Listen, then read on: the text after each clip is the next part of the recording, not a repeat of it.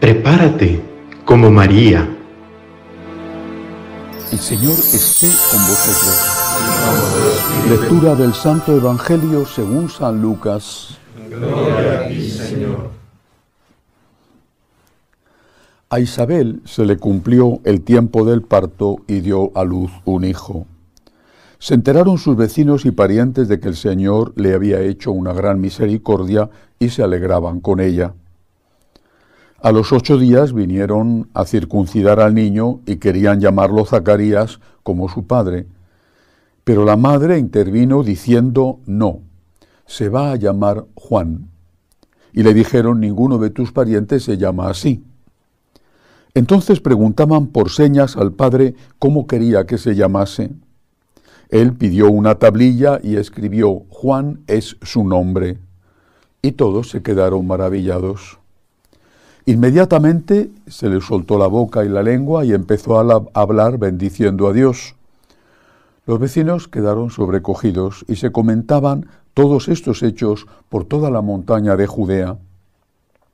Y todos los que lo oían reflexionaban diciendo: pues ¿qué será de este niño? Porque la mano del Señor estaba con él. Palabra del Señor. Gloria a ti, Señor Jesús. Quisiera hacer 2 sencillas meditaciones sobre este fragmento del Evangelio. En primer lugar, lo concerniente al castigo impuesto a Zacarías por haber dudado del poder de Dios. Vuelvo a repetir lo que he dicho ya varias veces estos días previos. La diferencia entre Zacarías y la Santísima Virgen, ambos hacen una pregunta, es una diferencia esencial. La pregunta de Zacarías exige una prueba. ¿Cómo será? No dice cómo será eso, sino cómo es posible, pero si yo soy anciano, ¿cómo es posible que esto ocurra? Mientras la pregunta de la Santísima Virgen es una pregunta por el medio y no por el poder o la capacidad de Dios. ¿Cómo será eso? Pues no conozco varón. Es decir, la pregunta de Zacarías implica duda de fe. La pregunta de María es una pregunta para asegurarse de que el ángel Gabriel viene de Dios, pues el fin nunca justifica los medios. Cuando te proponen una cosa que tiene aparentemente un fin bueno, pero que busca llegar a ese fin con unos medios malos, puede estar seguro de que eso no viene de Dios. El Señor premia a María, el Señor castiga a Zacarías. No es un castigo para toda la vida, pero le ponen 9 meses de silencio, primero para que sea consciente y lo sepa muy bien del poder de Dios en el cual él había dudado. Pero luego también para que tenga tiempo para reflexionar. Ahora vas a estar 9 meses calladito porque has dudado de mi poder. Bueno, pues ahora para que veas que tengo ese poder, vas a estar 9 meses de retiro espiritual. Eso lo primero que nos dice es que el Señor muchas veces interviene en la vida, interviene dándote una corrección dolorosa. El problema no es que intervenga el Señor dándote esa corrección. El problema es si tú aprendes o no aprendes la lección. Ese es el problema. ¿Cuántas veces en nuestra vida, por algún hecho que hemos hecho mal, más o menos consciente o voluntariamente, cuántas veces nos ha venido una desgracia, a lo mejor no una gran desgracia, pero sí una pequeña desgracia, un contratiempo, un sinsabor? Y cuando ha pasado ese momento, hemos vuelto a las andadas. Dicen que el hombre es el único animal que tropieza 2 veces en la misma piedra. No sé si esto se cumple con respecto a los otros animales, pero desde luego nosotros muchas veces no parecemos animales racionales. No aprendemos de los errores. Y esto es una lástima porque volvemos a cometerlos, porque no sacamos consecuencias. Es decir, eso lo hice mal y me pasó esto, no tengo que volver a repetirlo. O bien, eso lo hice mal, me pasó esto, pues tengo que mantenerme lejos de esa tentación, de esa circunstancia que me hará más fácilmente repetir lo que hice mal. Un ejemplo, los divorcios. primer matrimonio o primera convivencia no matrimonial que fracasa. Segunda, tercera, cuarta. Y no me refiero ya a matrimonios, porque después de un cierto tiempo ya no se casan, sino que conviven. Y siempre la culpa es del otro, siempre, siempre. Pero seguramente será verdad, y aparte de que eso significa que tiene realmente muy mal ojo para elegir compañero o compañera. Pero ¿por qué no piensas en la parte de culpa que tienes tú?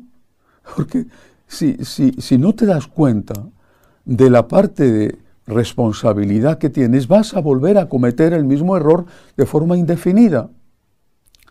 Afortunadamente Zacarías sí fue consciente, y aquella lección que le dio el Señor, estoy seguro de que le sirvió para no volver a dudar nunca del poder de Dios. Tuvo 9 meses para reflexionarlo. Pero pensemos esto nosotros. ¿Hemos aprendido las lecciones de la vida? ¿Hemos aprendido? En El Rey Lear, esa tragedia de William Shakespeare, hay una lección que recuerdo muchas veces porque cada vez me siento más identificado con ella. El rey Lear se ha equivocado terriblemente al juzgar a sus hijas, y a la que le quería de verdad la ha castigado, y a la que no le quería pero le engañaba la ha premiado, y luego cuando se da cuenta es ya muy tarde. Y el bufón le dice la verdad al rey, y le dice: tu desgracia, rey, es que has llegado a viejo sin haberte hecho sabio. No has aprendido de la vida, no has aprendido de los errores, y los vuelves a repetir una y otra vez. Y es una lástima porque sufres y haces sufrir. Segunda enseñanza de este Evangelio, brevemente referida a San Juan el Bautista. ¿Qué va a ser de este niño?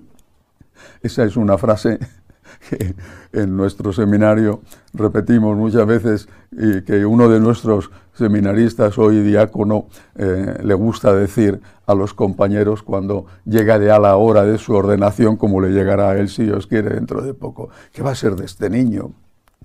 ¿Qué va a ser de este niño? ¿Qué va a ser de San Juan? ¿Qué va a ser de nosotros? Nos ha dado Dios tantas oportunidades. Yo desde luego he sido tan afortunado, sin mérito mío, pero tan afortunado. ¿Qué va a ser de este niño? ¿Qué has hecho con los dones recibidos? San Juan los empleó bien, con humildad. Para mí es la principal característica de San Juan Bautista, lo mismo que es la primera característica de la Santísima Virgen. La humildad de San Juan consistía en preparar el camino, anunciar a otro, decir que él no era el que tenía que venir y que no era digno ni siquiera de desatarle las sandalias, las correas de las sandalias. ¿Qué hacemos nosotros con los dones recibidos? San Juan los empleó bien, ¿y nosotros? Esa pregunta nos la deberíamos hacer.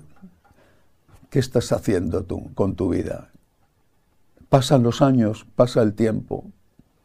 ¿Qué estás haciendo con tu vida? Y quisiera que se la hicieran sobre todo los jóvenes. ¿Qué estás haciendo con tu vida? ¿Has tenido esta experiencia y la otra y la otra? ¿Eres feliz?